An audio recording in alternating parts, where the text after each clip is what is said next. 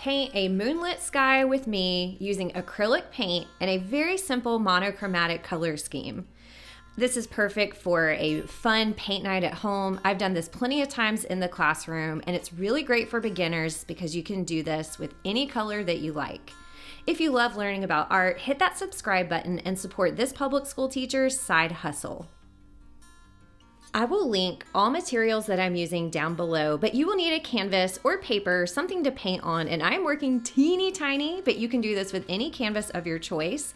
I'm using a paint palette with a lid, but you could even use a paper plate for your paints.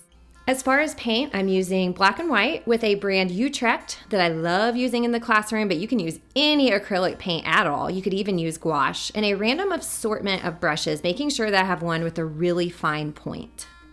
The first step is to paint a white moon, and I'm going to paint a circular shape on the top right-hand corner because I love asymmetry.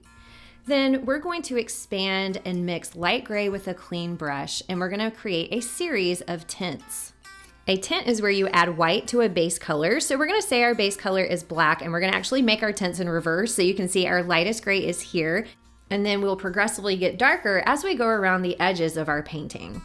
Now I'm going to add a little bit of black to the same area of gray, and I'm using a very small brush because a little bit of black is going to go a long way. And you can see it does get slightly darker, but because I'm using the same brush, it might be better to use a palette knife, or just make sure you kind of clean your brush or are aware of what's on your brush from each time. Let's add a little bit more black with that. Make sure to move your brush around, and there we go. That's a little, it's definitely darker, maybe a little bit too much of a progression. You can see how it's kind of awkward. So to fix that, take a brush that's clean and soften that line by pulling some of that lighter paint into the darker paint. You can go for a really smooth effect. Your sky can be very hazy. You can add more of a textured approach. You can add clouds if you want to. And we're going to continue adding just a little bit of black, mixing it in. And because we're just using black and white, I am not cleaning my brush between each step. Now, you can use whatever colors that you would like. I've had students do beautiful pink skies with red as a base color. Blue makes a beautiful winter, cool landscape.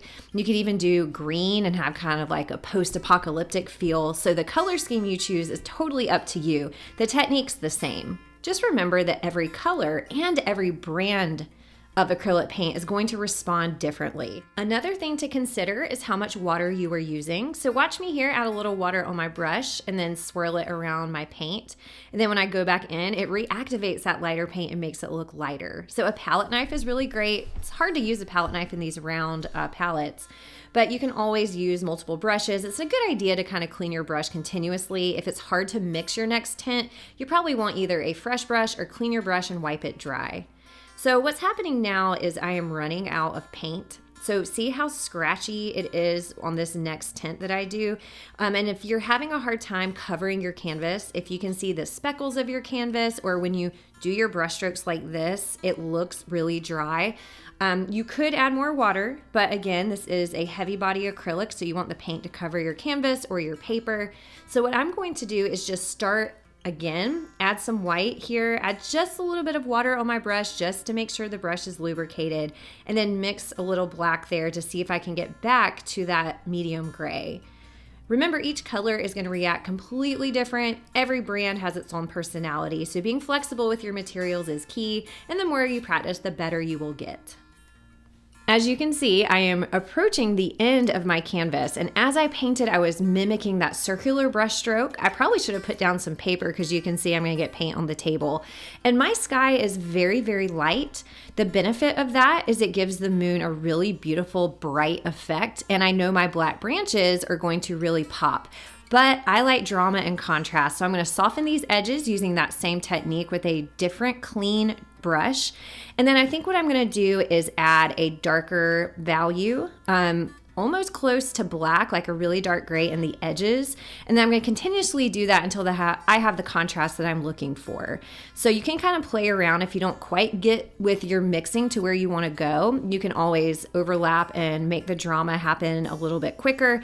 And the more you practice mixing tints, the better you'll be at controlling them. And I've been known to let a painting dry and completely paint over the whole thing. So with some pure black here, or pure base color, whatever it is you're using, a dark blue, a green, a pink. You can add that pure black and then fan it with the brush all the way into that darker gray.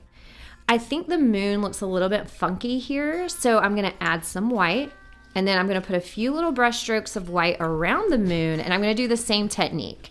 Now, it's important here that you use a different brush because the last brush I used to kind of smudge out those lines has dark gray on it. So you wanna be mindful to get a completely different clean brush or a brush that has lighter gray on it.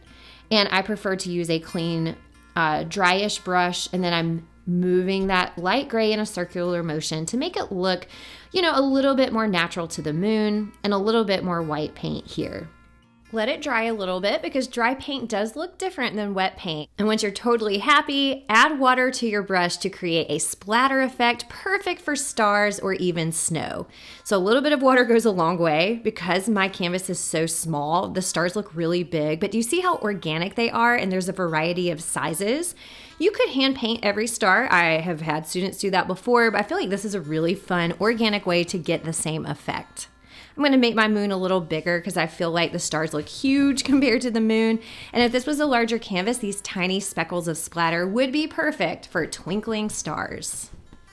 Let it dry completely, and it's time to think about branches.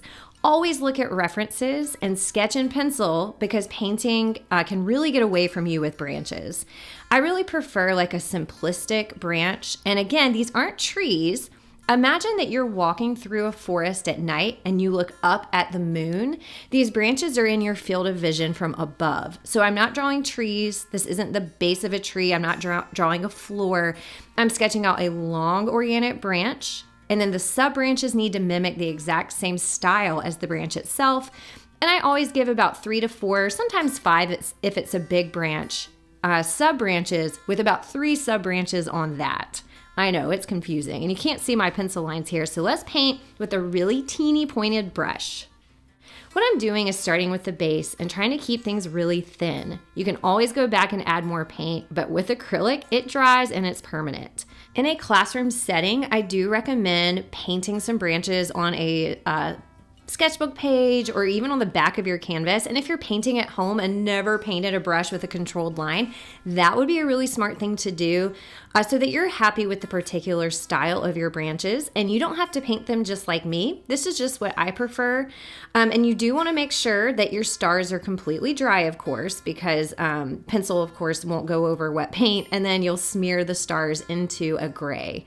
So you can see I'm always painting the base branch first because it's the largest shape. And then I'm gonna add the sub branches. And like I said, I like to have 3 for the largest branches. And then I'll add sub branches to that.